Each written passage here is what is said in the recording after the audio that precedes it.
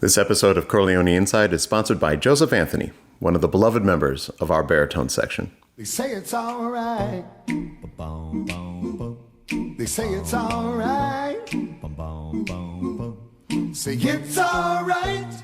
Have a good time.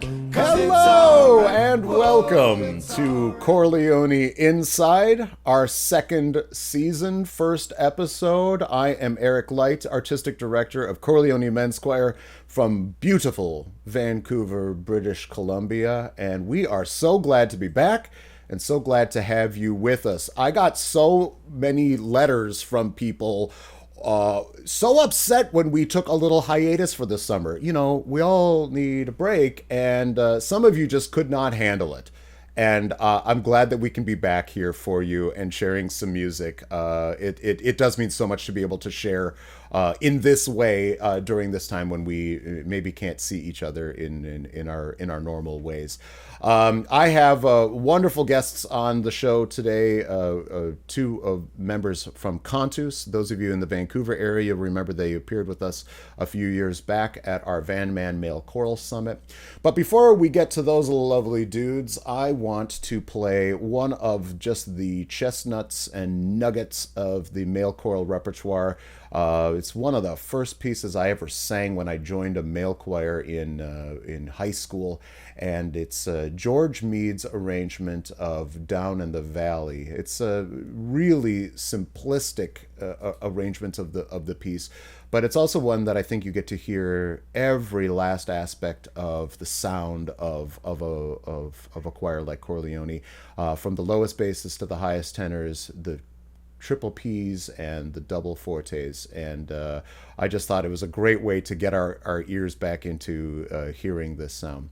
So without further ado, this is Down in the Valley, arranged by George Meade, sung by Chor Leoni.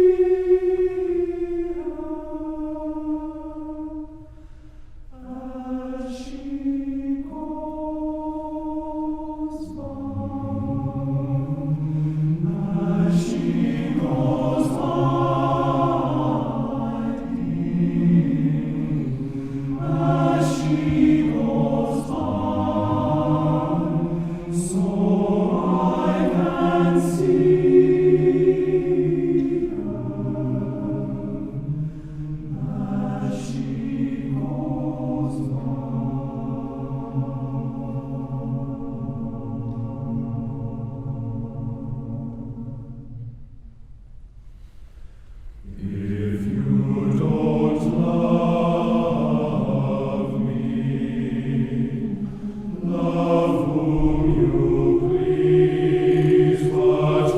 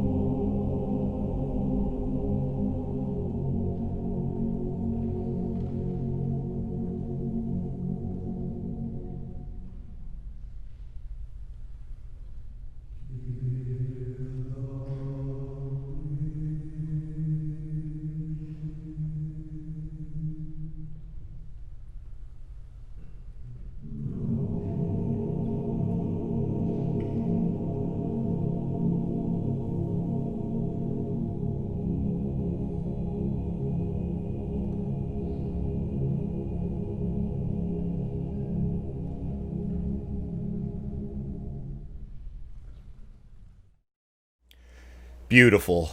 That was George Meade's famous arrangement of Down in the Valley, sung at VanMan Male Choral Summit from a few years ago.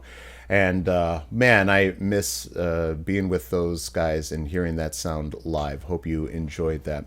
I want to bring in our guests today. I have joining us from the male vocal ensemble Cantus, Paul Scholtz and Jacob Christopher. Welcome, gentlemen. Hi. Thanks for having Thank us. you very much. Excited to be here. It's so good. It's so good to see you. Could you just, for those of the folks that may, this will be streaming online. I'm sure everyone's seen everything about you, but just give us like the Reader's Digest version. Who and what is Cantus? What's this all about? What are you after here?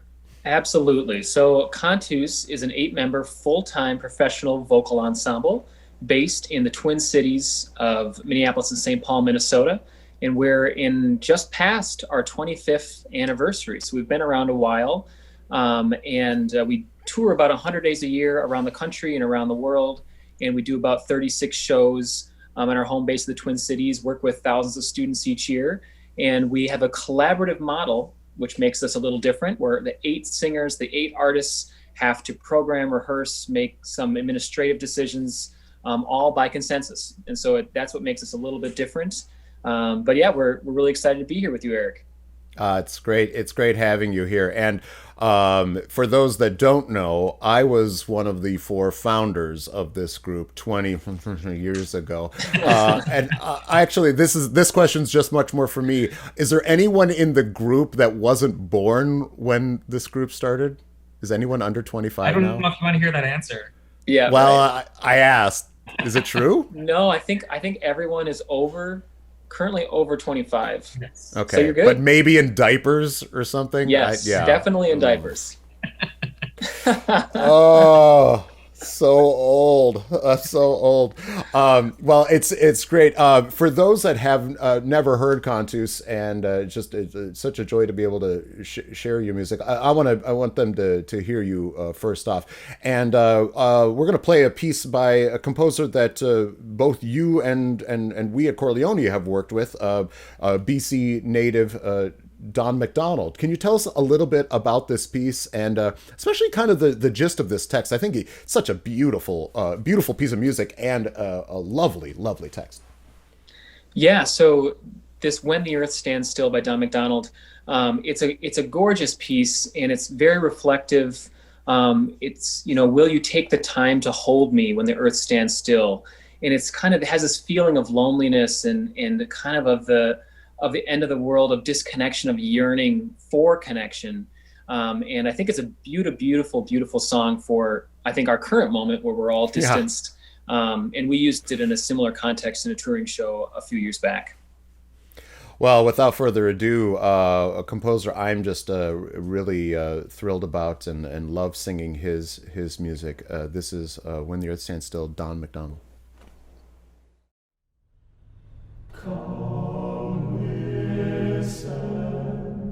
In the silence of the moment before rain comes down, there's a deep sigh in the quiet of the forest and the tall trees' crown.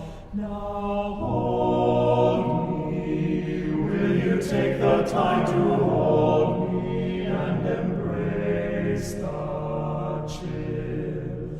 Or miss me, will you take the time to miss me when the earth stands still? 'Cause there's no use running, 'cause the storm's still coming, and you've been running for so many years, for so many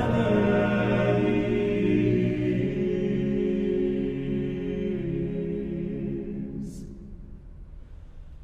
Come listen in the silence of the moment before shadows fall. Feel the tremor of your heartbeat, matching heartbeat as we both dissolve. Now hold me, will you take the time to hold me and embrace the chill? Or miss me, take the time to miss me when the earth stands still.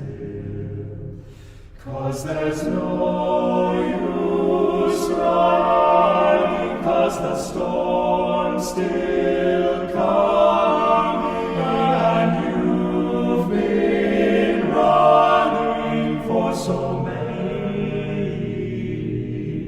years.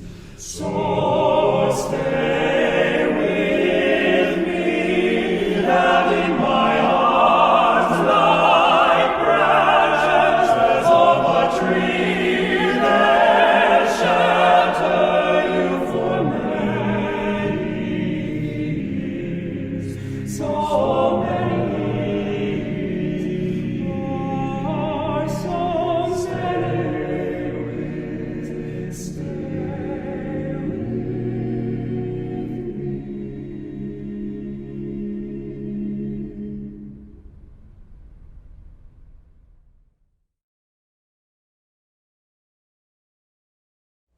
Gorgeous piece from Don McDonald and Cantus. That's just lovely. Tell us a little bit about the making of that video. Yeah, so we're trying to figure out how we might make this song even more ethereal. And so we were like, what if we sped it up and then just sang it in like fast and then slowed everything down just to kind of give this like weight to the song. And so we just tried that out, and like we had these fun little like fuzzies flying through the air. So it was just like the perfect setting for it. And with all of the traffic going around, it was just kind of a fun, playful way to present it. I just didn't know that, Cantus and Stanley Kubrick are just like much more meshed than when I was there. We didn't have all these beautiful video cameras that people could afford sort of these days. That piece I think is just so beautifully written to highlight both a group like that might be larger with tenor and bass voices, but also especially a smaller group like Cantus. What do you think are the special aspects of a male vocal ensemble like Cantus? Like, what can a group like you express that maybe other groups would have a bit more of a challenge? Where's your wheelhouse for expression and connection in terms of what you're singing and how you're singing? I think for me, I think a lot about text emphasis, and a soloist is able to take some liberties, to take some turns that maybe a large section would have trouble with, or night to night. A soloist in Cantus, and so many of our parts of solos with only 8 people, we're able to really dig into text and let the context of a moment in time, the context of where we are in space, if we're, where we're performing or what's happening in the world, let that inform the performance, let that play on the text. And so that's really a lot of fun being in a smaller group. And I also think we're able to sing some of this music a little more virtuosically because we're holding down the part by ourselves. So you can't really sing it like a choral singer when you're by yourself. Often you really have more opportunities to dig in and find that legato connection, which can be a benefit. And on the opposite side of that, we're able to be incredibly intimate. I think because we have these 8 voices, we can take these moments within pieces and just be so delicate. And with a larger ensemble, you can still achieve that clearly, but it's just like there's just this nuance that we're so flexible and malleable with these few voices to be able to kind of play with that. On the other side, though, we can't do things like Chor Leoni because we have a lot of trouble with songs that are written for big choirs. I was just thinking of Don McDonald's Tabula Rasa, which is a gorgeous, awesome piece. Gorgeous piece, and we've sung it, and audiences have really reacted well. But every time we get to the top of that piece, I'm just sweating. I'm like, no, please, not again. Because the lines are just ages long, and so we can't rely on our section to help sustain us. So it's a double-edged sword. Yeah, that didgeridoo circular breathing thing is just harder the fewer people you've got in there. But the other thing, certainly there's the aspects of the sound that are different, but especially when you're performing live, Cantus was I actually even, and I think a lot of it stayed the same since I was there. There's that semicircle and so much of the interaction of singing to one another. And frankly, a lot of people didn't like that, and a lot of people did like that. Why why have you stayed with this decision that was made 26 years ago? Yeah, I think I'll jump in quick on that, Jake, and you can follow up. But there's a lot of, when you have so much agency, working by consensus and getting to change any artistic decisions you want, there's a huge amount of buy-in that's required of you, and really it's impossible not to buy in. And so the thing that's nice about looking at each other is you can tell emotionally where people are at, and let that inform your own performance, and to make sure that it's a unified presentation you're giving to the audience. So I think that's part of it to me, is really, really being on the same page with your colleagues. And I think also we achieve, hopefully, a transparency with the audience, where I think one of the things that I like a lot about Cantus is that we're kind of based in the Midwest, and we kind of reflect, even though the original guys are all moved on, we still have this Midwestern sincerity is not quite the word. It's like a simpleness almost of delivery, where there aren't, it's like, here's who I am, and we want to give it to you. And it's certainly not the only way to deliver music, but I think that's something we try to do, is to show our audiences that sincerity. The other side is technicalities. Like, we are getting a lot of information from each other. When we're able to see each other, we get the cues, we get the cutoffs, we get the entrances, we get vowel shape. What's Paul singing? I don't know how to match that. Right. You don't even want to. Yeah. Right. But we've done pieces where we kind of moved away from that arc, and it's just, we have to really be focusing on how we're listening, and who can I see out of the corner of my eye for this entrance? How do we stay together while still maintaining this this performance for the audience? So there's both the connection aspect and then the technical side of it. It's just, I don't know if it's going to go away. Right. Well, it is fascinating to me, knowing the genesis of some of those ideas, but to see maybe the reasons for them have evolved over time. Because I'm sure some of those answers would have been ours back in the day, but yeah, it's fascinating. As a little bit of a proud papa, to see some of that continue on. Speaking of a proud papa, this was the next piece I want to play from you is one that actually I was a part of commissioning, and it also has a Chor Leoni connection in that it was done through a choral commissioning consortium that we started with other tenor bass choirs from around the world to get some larger pieces, when frankly having the money to do so was always a challenge. And this piece is from the wonderful composer, especially of his choral music, Stephen Sametz. Jacob, can you talk me through a little bit of this movement from We Two? Yeah, so this is the fourth movement from a 5-movement work that are based on Walt Whitman's Calamus poems. And so by the time we get to this point in the arc of the piece, it's kind of like this overwhelming feeling of love and expressing that connection with someone. And it's an incredibly moving piece, but it's also so much fun to sing. This whole 5-movement work is stunning, and I hope people go find the other movements to listen to, because it's just beautiful.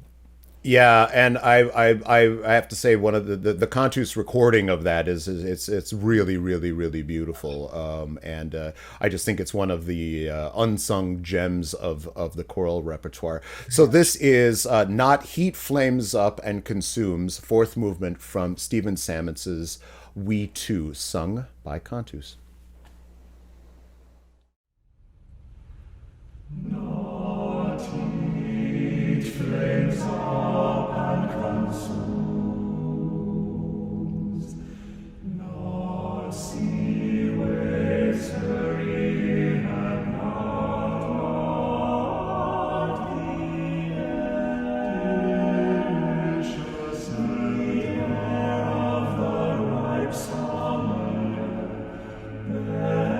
lightly along, white gambols of myriads of sea, wafted, sailing gracefully, to drop where they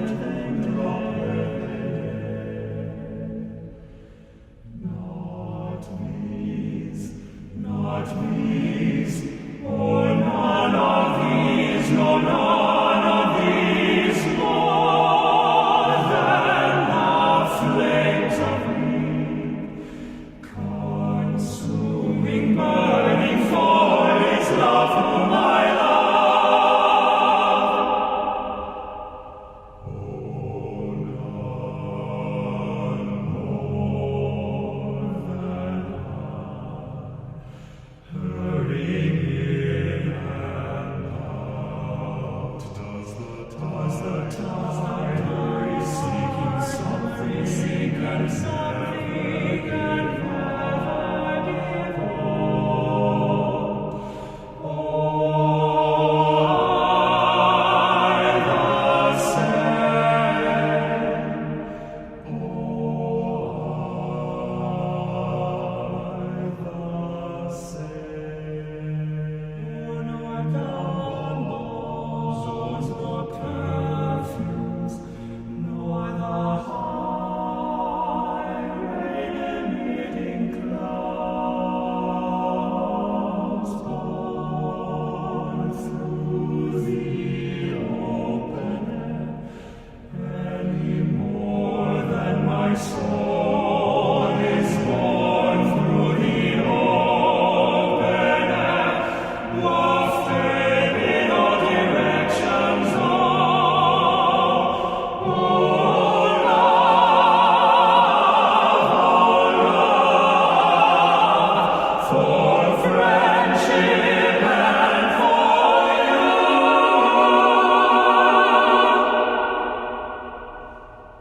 Oh, love, for friendship. Oh, for you.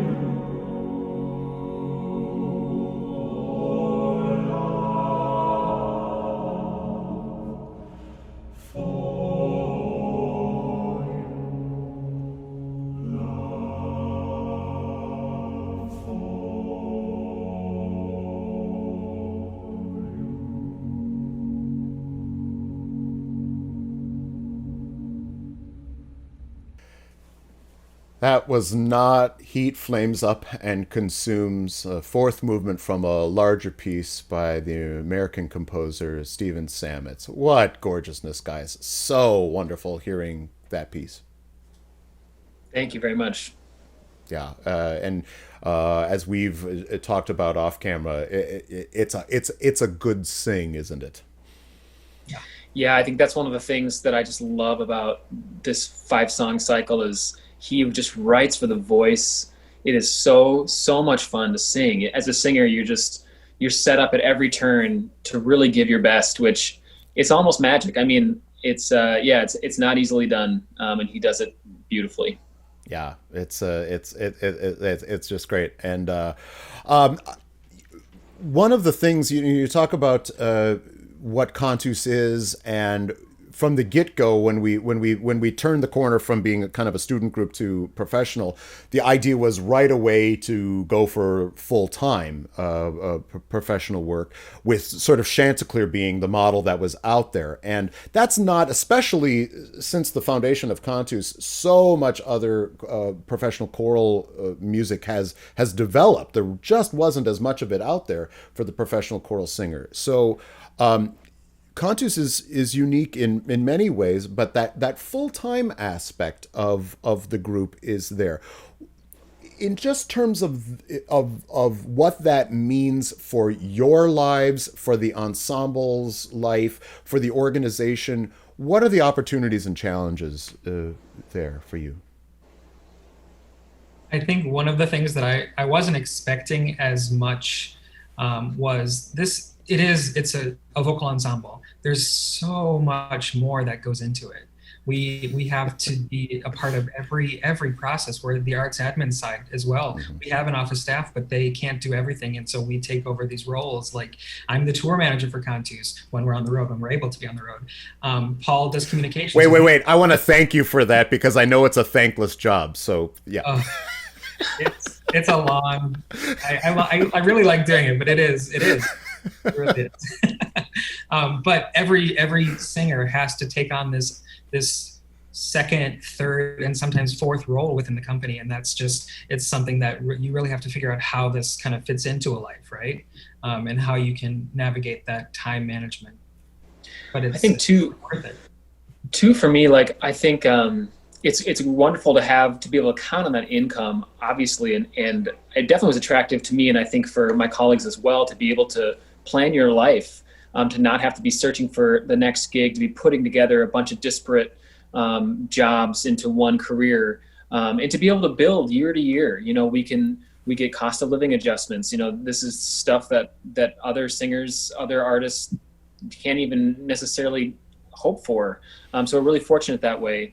And something that struck me is I'm so glad you original singers, artists decided to go the full-time route, is because we've got this. I had a reviewer in DC who I was talking to ahead of one of our performances at the Kennedy Center, and she described us as a repertory ensemble, and her point being that the group is together all the time doing different projects, but it's the same people. And so we have this ensemble memory, and even as people turn over, and maybe none of us were part of that project, All Is Calm, that some of you have heard of, this thing that's kind of taken on a life of its own that Erick was a big part of, and others. But you know, we learn things, and I think about COVID-19, and we recorded these COVID sessions, and it was traumatic, and I think we all experienced the trauma of March in our own way, in our own lives, but Cantus experienced that together. And we've done projects, a really cool show called Would You Harbor Me, around homelessness in our community of Minneapolis and St. Paul. We've worked with a prison choir in Shakopee, Minnesota. And all these experiences help to inform who Cantus is, and we bring that with us into the next show we're programming, into the next story that we're going to tell. And for me, it's really meaningful, and it helps to really raise the level of satisfaction in our work together. And I think it's beautiful for Cantus. And so I think you guys made a great choice. It's not an easy choice. We certainly struggle with the burden and the opportunity of this platform, but it is beautiful in its way.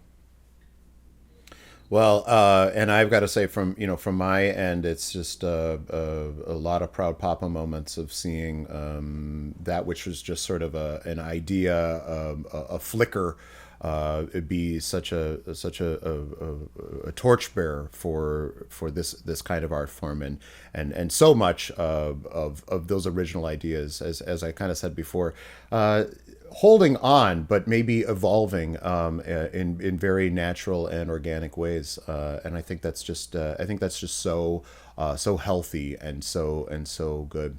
I want to play one more piece, and we're gonna let you go here. But you have this lovely video for "You Will Be Found," and can you give us a little bit of background on this one? This video is, funnily enough, the last thing we recorded before we had to quarantine in March, before the orders were put down, where everything basically shut down. So there's kind of an odd surrealness to this one, especially because we're alone in this building, which would normally be like have people running around. So that's kind of an interesting thought about this. But this song specifically was programmed for our show Alone Together, where we talked about how electronics and in this day and age, and how they connect us, but how they also like really divide us.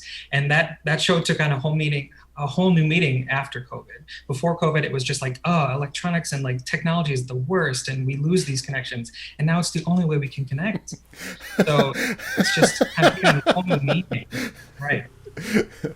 But it's a song from Dear Evan Hansen, a Broadway show, and it's called "You Will Be Found." I'm glad to have found you today, and that you found me today, and that we were able to use electronics for hopefully something not nefarious in this world. And I want to thank both of you for sharing your time, sharing your talents, and just wishing you all of the best as we kind of all head into a pretty challenging moment of history. Thank you very much, Eric. So much. Thanks.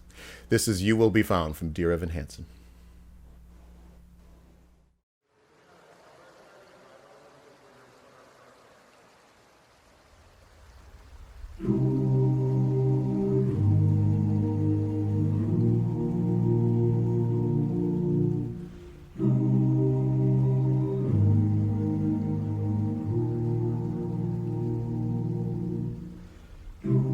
No one deserves to be forgotten. No one deserves to fade away. No one should come and go and have no one know they were ever even here. No one deserves to disappear, to disappear.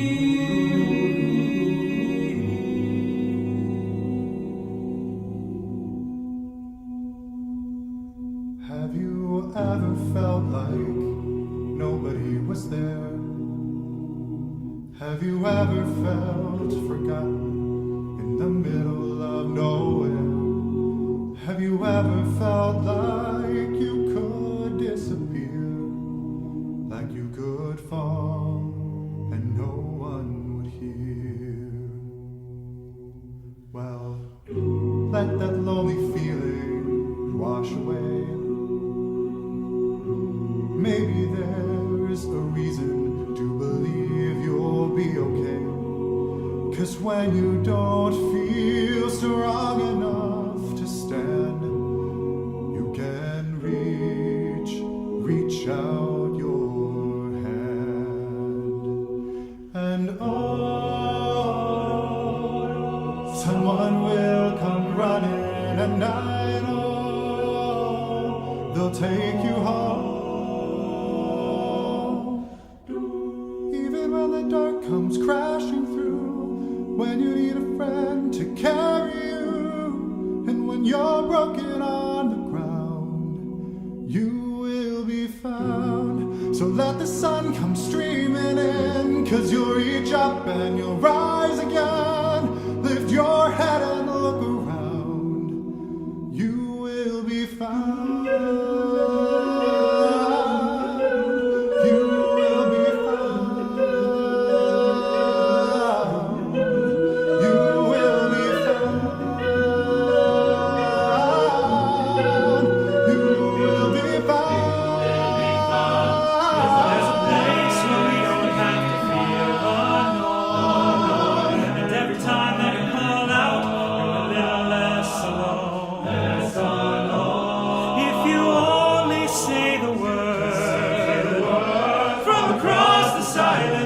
Your voice is heard.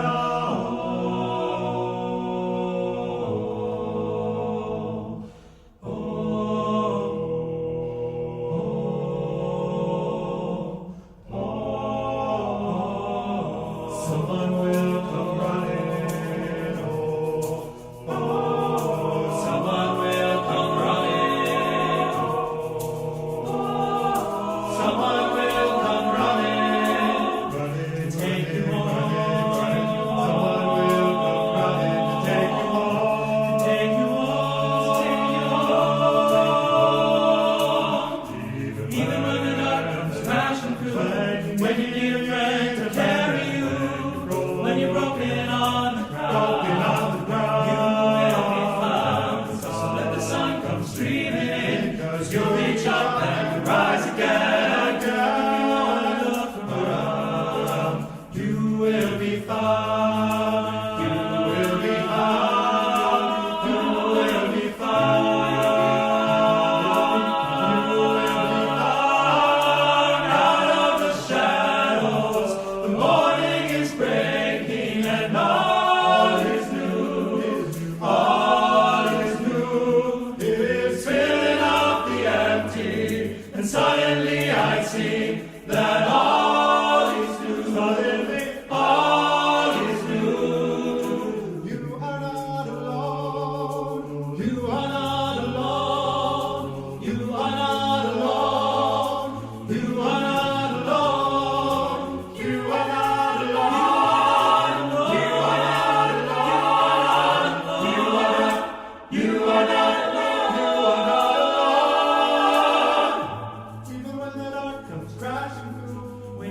someone to carry you.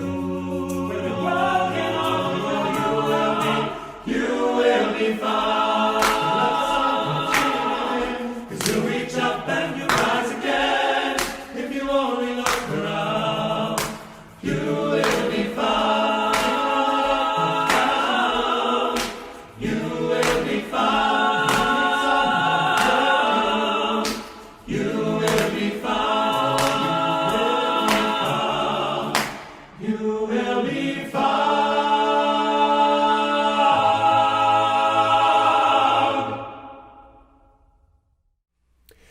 That was You Will Be Found from Dear Evan Hansen with the vocal ensemble Cantus singing. It was great to have those guys a part of this show, and frankly, a big part of my own history. It was lovely to catch up.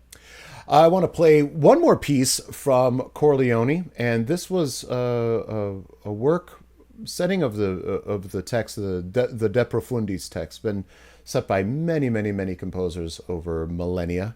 And the text comes from the Psalms, and this setting is by the Polish composer Piotr Janczek, and he has made quite a short little setting of this text, but it's also got wonderful dynamicism in it.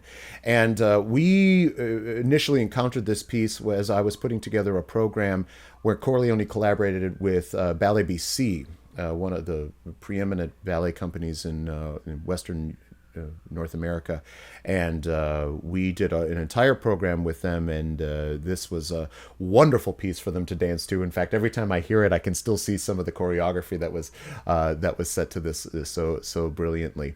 So we'll give to you now Piotr Janczek's De Profundis, sung by Chor Leoni.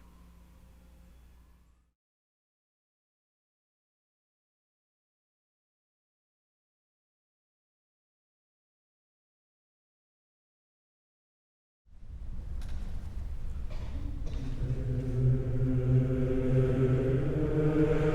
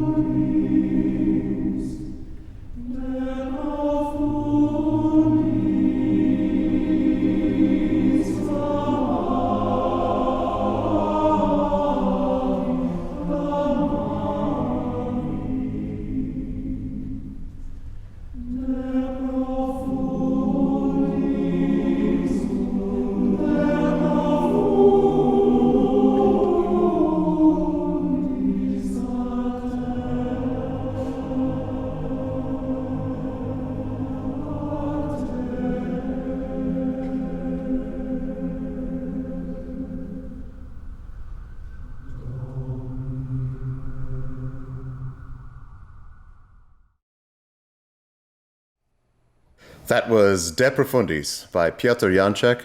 Chor Leoni singing. Love that piece. About 2.5 minutes, and it's got the whole world in there. I want to bring into the conversation here our director and producer, Mr. Phil Jack. Hello, Phil. Hello, Eric. We are back. We are back. It's so good to be back. Season 2. Who'da thunk it? We got picked up. Amazing. We're going to be doing this every other week, and I wanted to just remind everybody that our next episode will be September 29th. And who's going to be on the show, Phil? Eric, you know it's Grant Gershon, artistic director of the LA Master Chorale. Yes, it is. And they have a brand new album out, all of Eric Whitaker works. Actually, one large Eric Whitaker work, which is fantastic. And we cannot wait to share him and their music with you on September 29th. I want to thank Joseph Anthony again for sponsoring this episode, one of our beloved baritones from Chor Leoni. And I just want to remind you, we'll see you on September 29th. And be well, be safe, and we'll see you then. Goodbye. They say it's all right. They say it's all right. Say it's all right. Have a good time, 'cause it's all right. Whoa, it's all right. Now we gonna move it slow. Up in the lights are low.